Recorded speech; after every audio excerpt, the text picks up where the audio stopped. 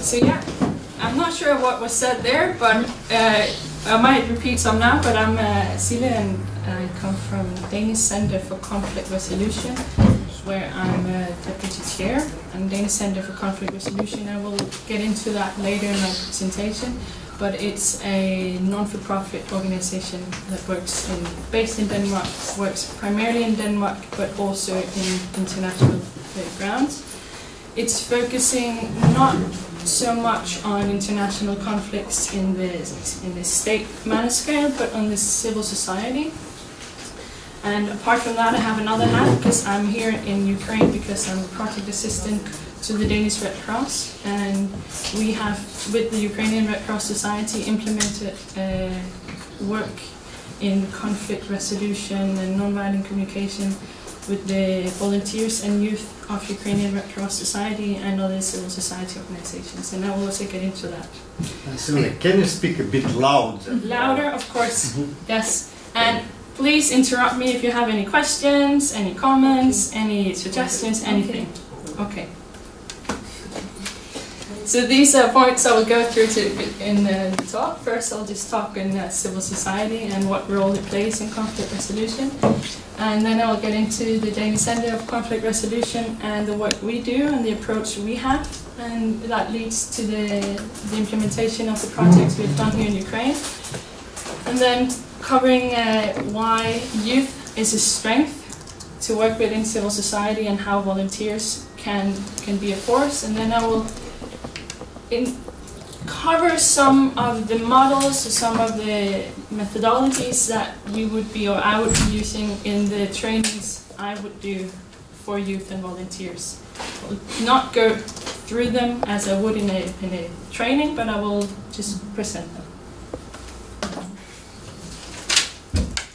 So when it comes to war and peace, the state is what is often considered the primary actor. However, it's not the only actor or the only interest that exists both in peace building and in conflict resolution or in processes surrounding that. In most common society structures, we have the state, we have the market with different interests, and then we have the civil society as the third sector. And civil society is placed outside of the market and of the state, as it comes with a different, or it's led by different interests. It's not motivated by the interest of power, by the interest of profit, but by the interest of change and of doing something. And it can feed into the same structures or the same societal changes, but it comes from a different force. So civil society can have many, many different shapes. It can be at one end of the spectrum, loosely structured, a group of people with no leader, no chairman, who works only in a very short time until they have reached their goal or they have come to their achievements. Making sure that the road that's been supposed to go through the park is gone around it. That could be one. And then on the other spectrum, organizations that are structured with thorough processes, with chairmen, with statutes, with constitutions, and everything in between that. NGOs, churches, families, parental groups of people who come together to do change.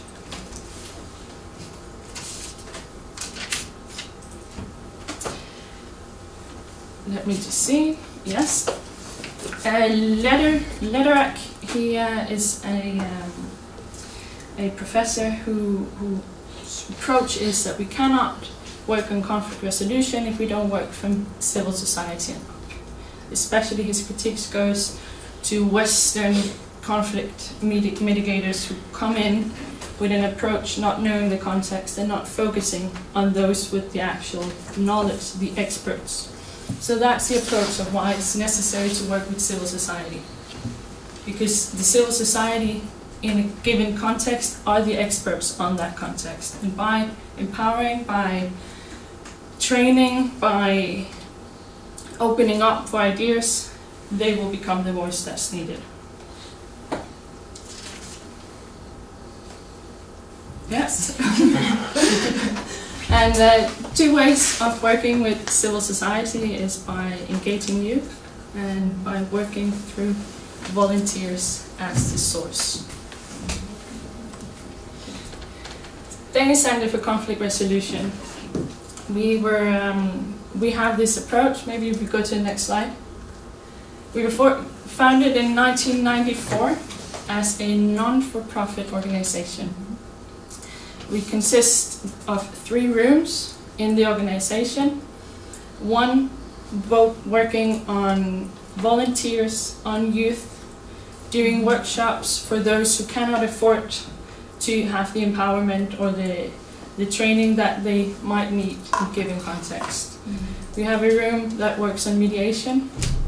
Could be perpetrator and victim mediation. It could be mediation with the police and groups in conflict in society. And then we have the last group that does trainings of different kinds. It can be trainings over a 6-month period for the health staff in how to deal with people, how to interact with people. Because what our focus is on interrelational conflicts. It's on societal conflicts and personal conflicts.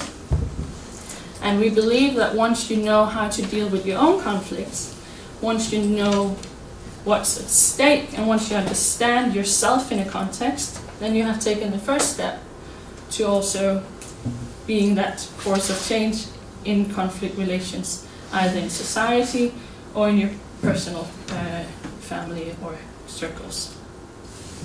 And we believe, but to stay there, but we believe everybody can learn to deal with conflicts. From kids to adults to politicians to people working with, so everybody can learn it. That's cool. See? What I do for the Center for Conflict Resolution is I go out and train youth and volunteers. I do that in international settings of trainings for a period of a week, training volunteers in how to be that change in their own society, or how to be that change in their own organization or university or whatever group it might be. It can be, I've trained people, young people who are member of union groups, labor union groups, and different civil society organizations, to young teachers, students of teaching. So that's my main focus, or my main task with the Danish Center for Conflict Resolution. I focus on conflict understanding and conflict resolution in a personal sense, on non-violent communication, on dialogue, and on do no harm. Those are the main areas of my trainings. We believe in the Danish Center for Conflict Resolution that conflicts are the disagreements that leads to tensions, either within oneself or between two people. And these are the interrelational conflicts. And by focusing on interrelational conflicts in society with youth, it can lead to the social cohesion and the social changes. So I can easily be in a conflict with you, it's okay, without you knowing it, because it's in me, but it's still affecting the relationship. It's still creating tensions. So that's a conflict. They are part of life, and we cannot get around them, and we should not. We should not avoid them. The easiest way out of a conflict is if we go through it, is if we deal with the conflict. Conflicts can lead to changes, if they're positive changes, if they're dealt with in the right manner. The Chinese sign for crisis consists of 2 different signs. One that means danger, and the other that means possibility. And that is a conflict. If it's dealt with in the right way, it's possibility. If it's dealt with in the wrong way, or completely avoided, it means danger.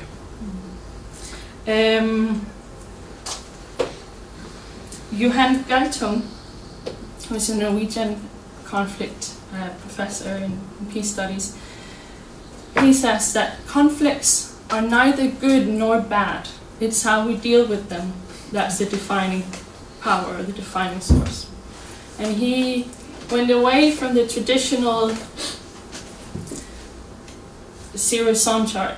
So he went from, there's one possibility where A wins, there's the other where B wins, there's the one where we reach a compromise neither of us is happy about, there's the one where we completely avoid the conflict, and then there's the fifth opportunity that leads to changes, that leads to transformation, and that's where we want to head to. Sorry. You were right. Yeah. So the Danish Red Cross and Ukrainian Red Cross Society, we have worked for now 2 years on implementing these forces, these structures with youth, with volunteers in selected target areas.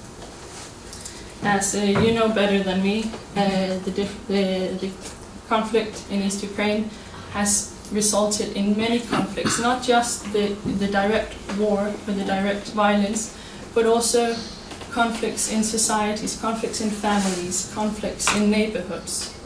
And to have the youth mediate, without going in as a direct mediator between two parts, but mediate on the community level, we believe that that's the first step of empowering and of changing. So we have, you go to the next slide. Okay. The Ukrainian Red Cross are the implementer of the project, and we are, Danish Red Cross are supporting, with support from the Danish Center for Conflict Resolution, in utilizing the energy of the youth for change, and training the youth to be implementing in their daily lives nonviolent communication as a tool, dialogue and active listening and curiosity, which are some of the foundations behind dialogue and the means of nonviolent communication. So we have been providing a space to train volunteers who now are the experts with the field. So they are going out with complete ownership of the training they have received, with follow-ups and with, of course, the support they need. But so now they are leading the process in their communities. They are implementing workshops for the youth. They are starting up initiatives in social cohesion. You go to the next one.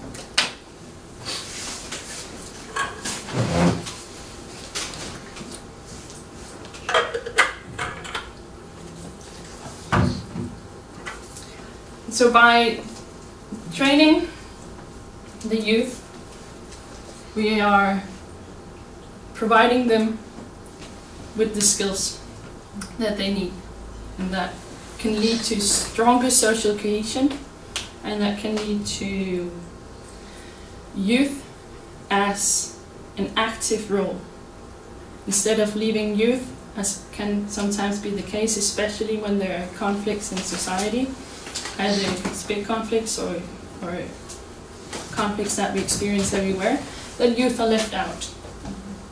So by giving youth the skills to be the experts in how to creating a space for social resolution, or for social cohesion and conflict resolution, they become those with the knowledge, and they become those with the tools to create changes. And that also feeds into why youth is important, because youth is not only the future. So if we don't focus on youth, we will be damned in another 50 years, because youth will be those who will lead us. But youth are also those with the desire for change, with the energy for change, and with the aspirations for change. And to utilize this change in a positive manner can lead to greater things than to let it be, to let the change that they wish for be ignored, can lead to different conflicts, to criminal acts, to violence, to substance abuse. So utilizing this force of change within them to create positive change.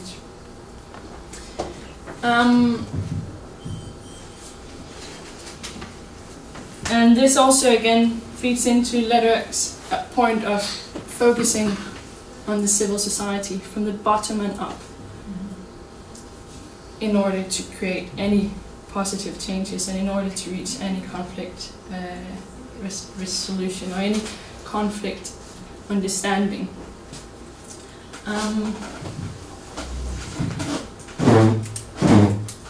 So by giving the youth and focusing on the youth in their own life, by showing them how to deal with conflicts with their sister or with their mother or with their teachers, that's giving them the hope and showing them the possibilities to then take it further.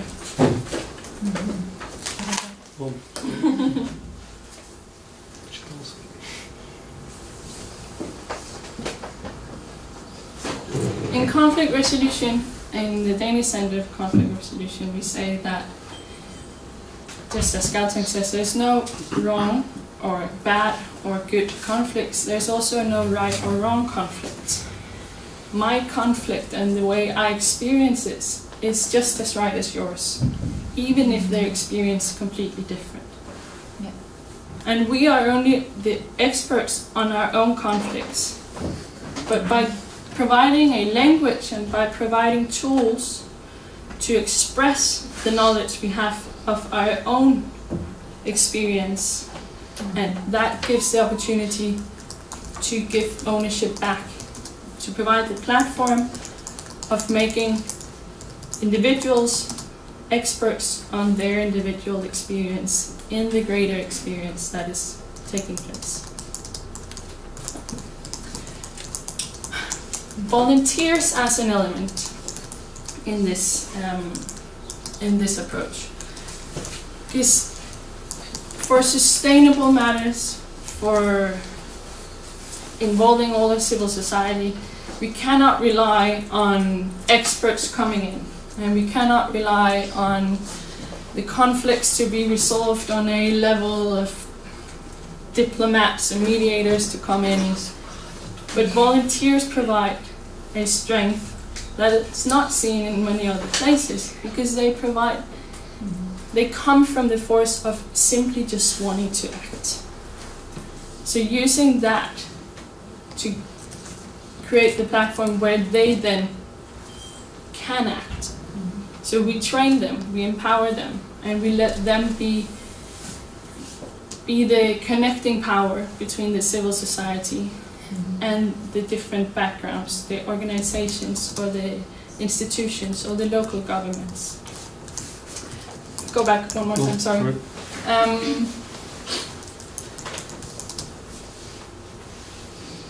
Galtung, he also says that negative peace is not what we want to strive for. Negative peace is peace where there's no violence, no direct violence, but there can still be a structural violence and there can still be a cultural violence. And positive peace is not achieved before we have eradicated all the three different violence. So by focusing on civil society as a whole, of volunteers and of youth and of communities, the well-being is focused, or the well-being is goal in a whole. So it's not just solving the direct violence, it's also solving the aftermath of the direct violence. UNESCO, they have in their declaration, they say, since war starts in the mind of people, it's also in the mind of people we have to start changing first. So by providing empowerment, by providing knowledge, that's the first step to changing towards not creating war.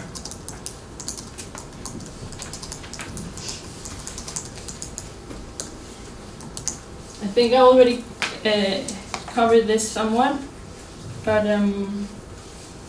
maybe as a wrap-up of this, before I go on to the next, I have 2 models I will show you of how we work. I will describe what could be a typical training from the Danish Center for Conflict Resolution. So, leaning up against the knowledge or the understanding we have of conflicts being a given, a part of life that we cannot, nor should we, ignore. So that is the starting point. Conflicts will be with me as much as my need for breathing or eating. And it's not bad conflicts, we just have to find out how to deal with them. And no matter how much you work in the field of interrelational and community conflict resolution, you can't avoid conflicts. I still get conflicts with my sister or on the street, or that's life. But it's just up to me to find out how I deal with it, how I don't let it affect the relationship, how I don't let it affect the situation. And so we work in a training situation, could be whether it's a 3-hour workshop for youth volunteers, of introducing them to the different theories behind, and introducing them and giving them the courage to understand that conflicts are not dangerous. Conflicts are not to be avoided. Conflicts are just to be dealt with in a proper manner. And then to giving trainings of a week-long period where we train the volunteers and we train the youth in being able to actually counsel or advise others or counsel in their conflicts. So it's not mediating, but it's having the tools to help others get clarity about their conflicts. If you go to the next slide, this is one of the models that we work from. This is one of 2 conflict escalations. Because just as conflicts are universal, just as conflicts are for everyone part of our daily lives, conflicts also, and this is whether it's an international violent conflict to an interrelational conflict with your mother, they follow the same patterns. They don't follow necessarily in the same, or definitely not in the same strength, and conflicts don't necessarily follow the same steps, but conflicts follow the same patterns, just as we humans react in the same way. And that's again whether it's big violent conflicts or an interrelational personal conflict. This conflict staircase, as we call it, is developed by the Danish Center for Conflict Resolution, but it's inspired by Belfast University in Northern Ireland.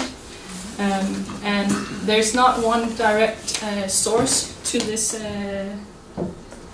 this model, so there are probably also other sources. But this one we have developed, and this is an example of a conflict that escalates more visibly, and we have different ways of reacting in conflicts. So some will maybe find that their conflict is not as outspoken, but they follow the same steps. And I'll just briefly go through. The first step here, it's disagreement. So this is before the conflict starts, because as I said earlier, conflicts are disagreements that leads to tensions that then affects the relationship. So this is still just a disagreement. You and I, we don't agree. That's it. Then we have the first important threshold. There, once you cross that, you develop, or the conflict develops. Because I'm here now, and you know what? It is your fault. It is your fault. And yes, you will say, no, it's your fault. And then we can be like that. It's your fault, it's your fault. So the tensions start. The disagreement leads to tensions. The next step is, because you know what, it's not the first time. It's not. Every time. And this is where you will probably say things as always or never. Because you always do that. Then the next one is the next one is here. That's where it's you and me. It's always, it's never, and it's not the first time. Then we have the next important threshold. I have some books with me here, and I will just show them afterwards. Unfortunately, 2 of them are only in Danish, but this is our, this is the main book that we use, and in Danish it's called Conflict and Contact. Because contact is what we have to maintain to solve the conflict. And if we lost contact, we have to work towards gaining contact back. Because with this threshold, once that's crossed, contact is lost. This might also be the point where I will need someone to support me. You've noticed it as well. Yeah, so now we're more. And I get the support and I get the confirmation that I might need, because it's hard to be in conflict. And it can be so tearing you apart. So you need the support from others. You might need the support from those who say, yeah, she is like that all the time.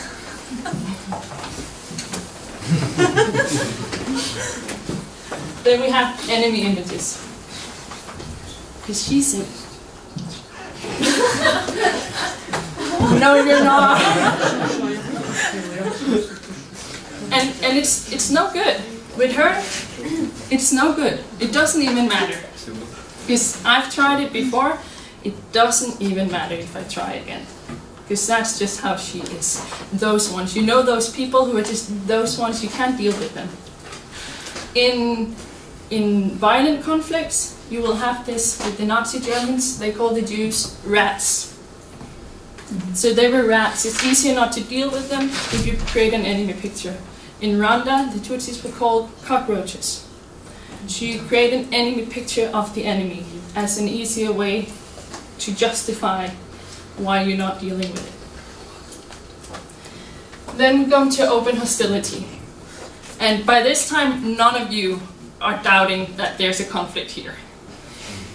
Maybe whenever she talks, I roll my eyes. And she goes again, yeah.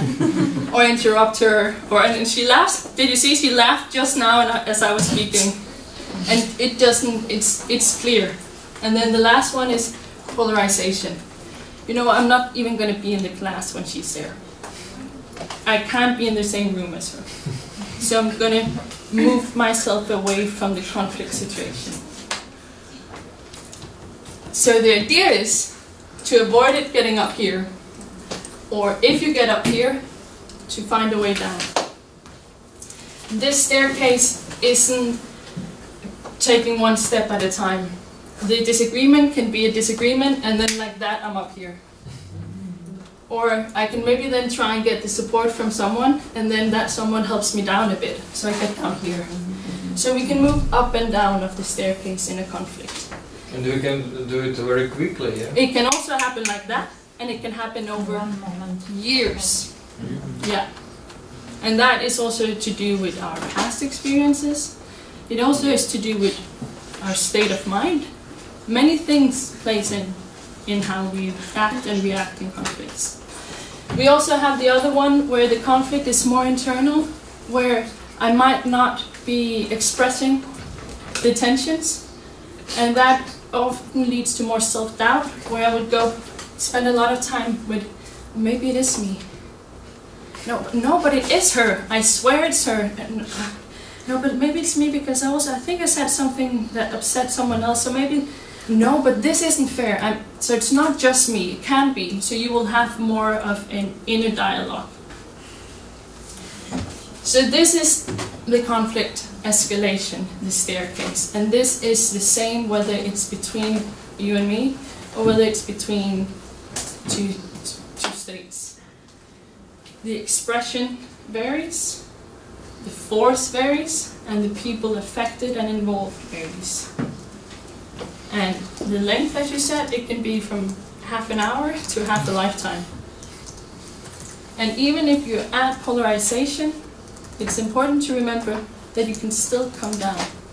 You're not stuck at polarization just because you ended there or landed there. You can still come down. So the next one is, how do we then come down? How do we de-escalate the conflict? This is the idea of nonviolent communication as developed by Rosenberg, and he says that he developed 4 inherent needs, 4 inherent breaches that we have to focus on. This model here is developed by Danish Center for Conflict Resolution.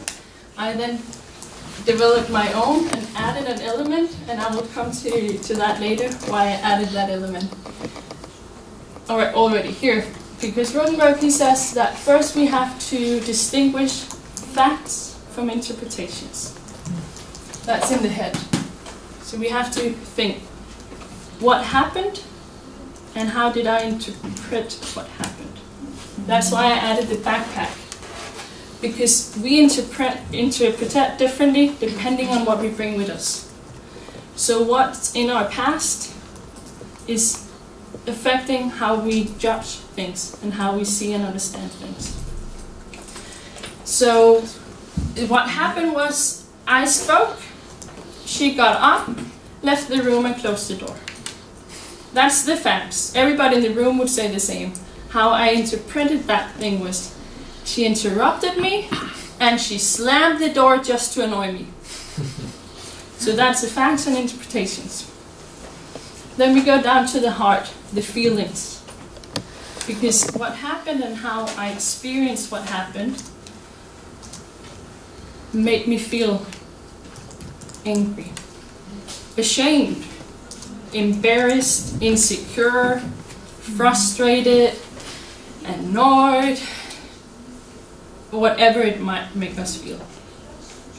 And here it's important to keep it within ourselves, with ourselves, because I cannot feel that she was, So I feel angry, but I can't feel that she was being irritating. No, I feel something, and she feels something. And these 2 feelings can be completely different, but they're still right for both people. Then we have the needs. That's the stomach. Because what needs were not met since I felt this? I have a need for order. And so when she left the room as I spoke, I got confused or insecure. Or I have a need for respect. And when she came late for my appointment or our appointment, it made me angry. Then this is where dialogue comes in. This is where active listening comes in. This is where honesty comes in, because what is respect for me is not necessarily respect for you. So this is where we have to communicate. Respect for me means when we have an appointment and we say we meet at 3, we meet at 3. Then you can say, okay, that's not how I understood respect, because respect for me is that you show tolerance. And so I was hoping you could show tolerance when I came late. So we have to question, we have to open up. So the needs were not met, that leads to us feeling something, that leads to us reacting. And then the last one, that's the possibilities, the actions. This is where hope lies, and this is also where the potential of not getting what you hope for lies. Because these are the actions. And I cannot have my actions as being that I need you to do something. My actions can be that I can hope or I can ask you to not interrupt me when I am speaking. Or I can ask whether if you're going to be late, you can send me a text. And then I can hope for that to be met. So this is the possibilities for change. This is the possibilities for resolving the conflict. And this is when, again, I underline this a lot, but it's important to remember this is when it's interpersonal or interrelational conflicts. But this is also the first step to understand community-level conflicts and how to deal with them. So this is a model of nonviolent communication, and this can be used internally. I do this a lot when I have conflicts. I go through this with myself. Mm-hmm. It can also be done when I have a conflict. I ask, when I did that, can you help me try and understand what happened? What did you feel when I did that? So I use it also as a guiding point to solve the conflict. We might not be able to solve the conflict when we want to, because it requires that both people are ready to solve the conflict. And when we are in a conflict, there's a lot at stake. We have a lot to lose, and we also have a lot to gain. But we can be so hurt, or we can be so scared or so angry that we are not ready to deal with the conflict at the given time. And then that, unfortunately, is nothing that can be done but wait and be patient and try and remain open-minded and try and still reinforce dialogue as a tool and curiosity and active listening. So these two tools would be, models would be presented in a training. You had a very short presentation. These would be the focus of almost one entire day's training out of a week long. This would be at the end of the training to have the volunteers in supervised settings try and use these steps of nonviolent communication with each other already there to try and solve the conflict. And it's amazing the experience you will feel once you realize, oh, it actually, I was ashamed. You kind of feel a relief once you, and then you, oh, it's because I really need order. And then once the conflict is resolved, the shoulders go down completely. And the idea is once the volunteers and once the youth have experienced this on themselves, they also have the power and force and energy to try and use this in the communities. And that will then lead to social cohesion as a stronger force and the community or societal conflicts to be resolved or to be the first step taken to resolving them. And then there's questions.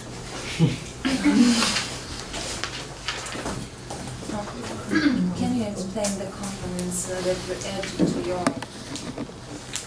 picture? Can you go back? Just no. Yeah. So these are the 4 steps of nonviolent communication that Rosenberg introduced. And he says the first one in the head is where we have to distinguish facts from interpretations. I then say that the backpack is where we find the reasons to our interpretations.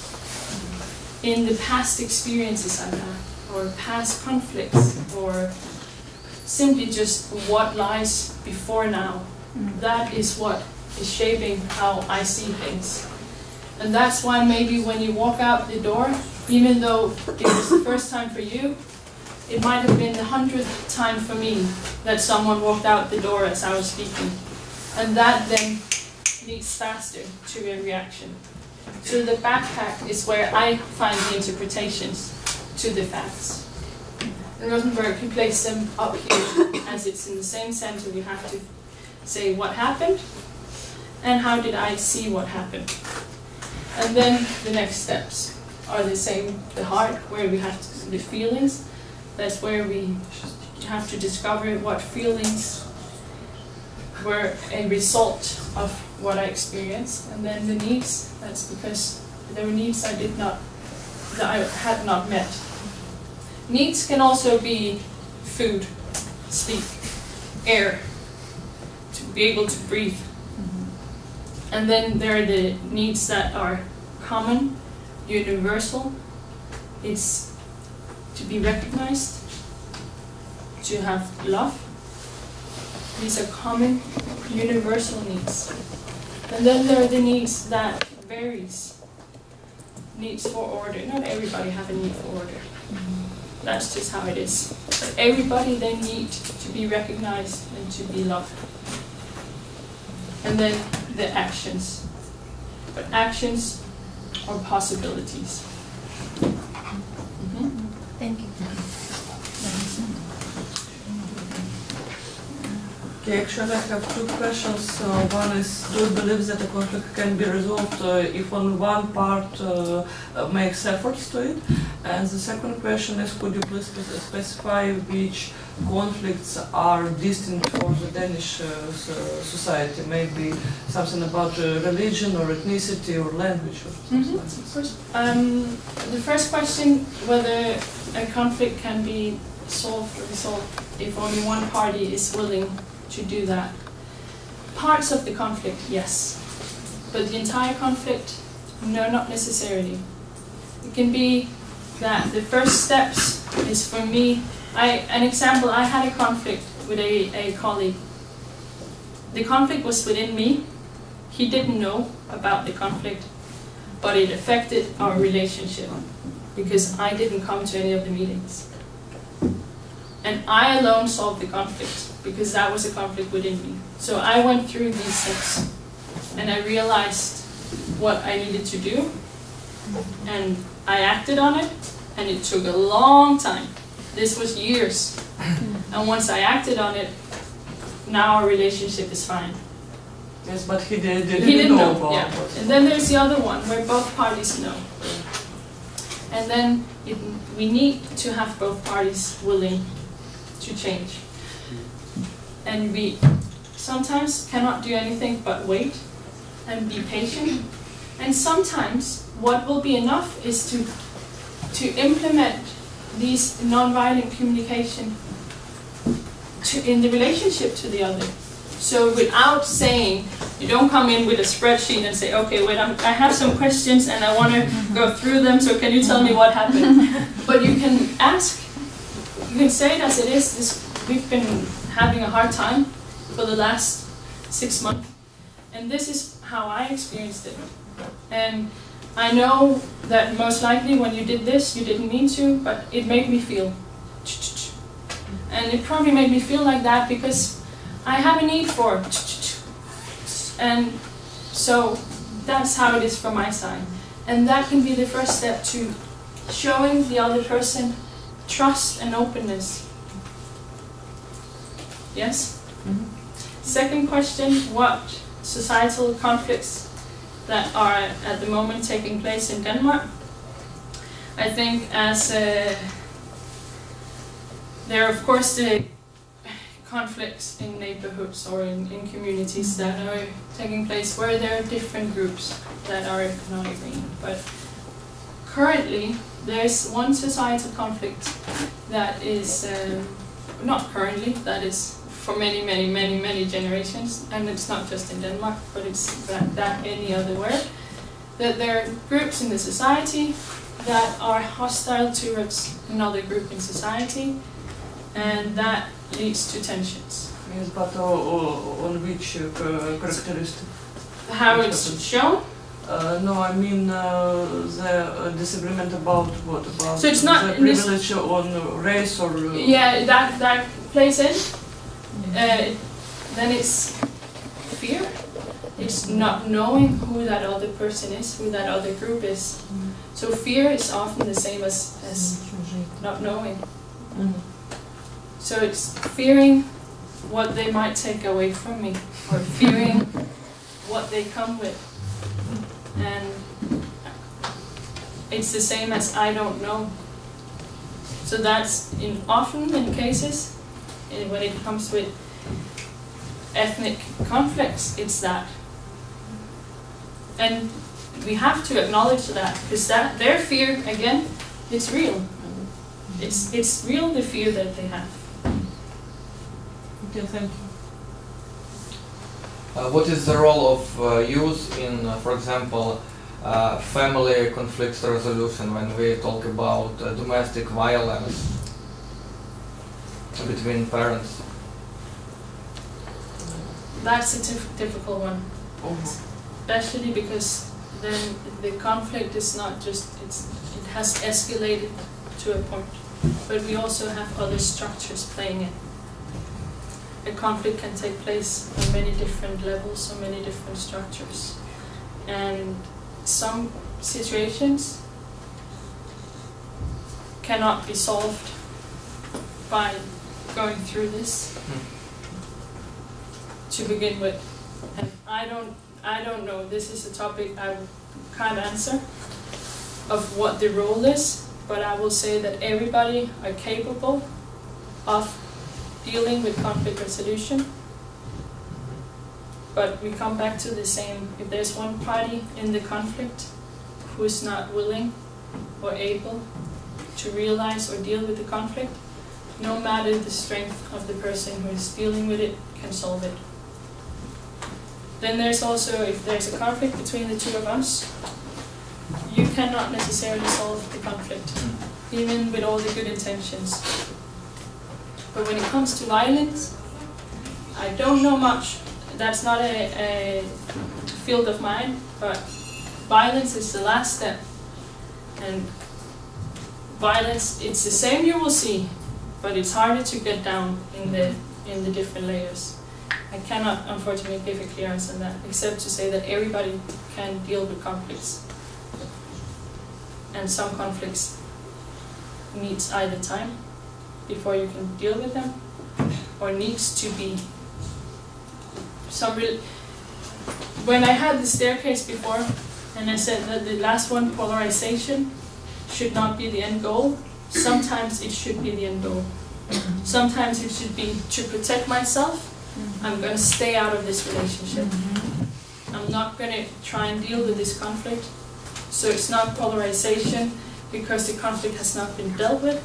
It's polarization, or it's staying out of the conflict because it has been dealt with. And that's the result that has been made, that this is to protect myself. Thank you. Yeah, it's me again. So I would like to ask if Danish schools contain some courses like this. No. No. No, unfortunately not. Even something like this. No. We have, as you have here, degrees, university degrees in conflict resolution. But in school for children, no? No. What we do have as part of the Danish Center for Conflict Resolution, and we are working with other organizations, civil society organizations that work in the field. I have a book with me here, which is in English, and I'll pass it around. It's on dialogue as a tool, and I've been training students who are studying to become teachers in these tools. To have these students, to have them, or to provide them with the tools on how to deal with students in their classrooms once they come out to become teachers. But it's not institutionalized in the curriculum, no. These are special agreements that have been made with different institutions or schools. We also have another offer in the Danish Center for Conflict Resolution, where we work with another organization that trains school kids in age 8 to 15 in how to be what we call student and youth, or student and children mediators. So to create in their classroom, in their community, a framework of how to deal with conflicts and how to acknowledge and recognize them. Are you working on the program of course to implement in the schools of Denmark? No, it's not. Do you plan to? I would love it to be part of the curriculum. I think it should be. It's just as important as knowing how to congregate verbs if you're a teacher of language. I think so. But I think that would be a long way, unfortunately. Yeah. Okay, thank you. Any more questions? So, Silly, yes. How we can do, for example, to reduce some big conflicts to everyday tasks, for example, when we talk about war and interaction between two people from different countries, which are hostile to each other. So How we can reduce these big conflicts to daily tasks? I'm not sure if I get your question, but let me give you an answer and then you tell me if it answers your question.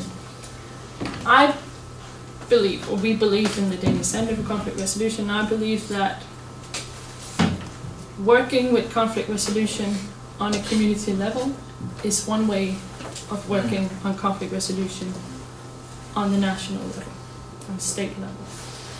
Conflicts affects or needs to be dealt with in different ways, and the conflict, if we take the conflict of Ukraine now, there's a big conflict, violent conflict, which leads to other conflicts.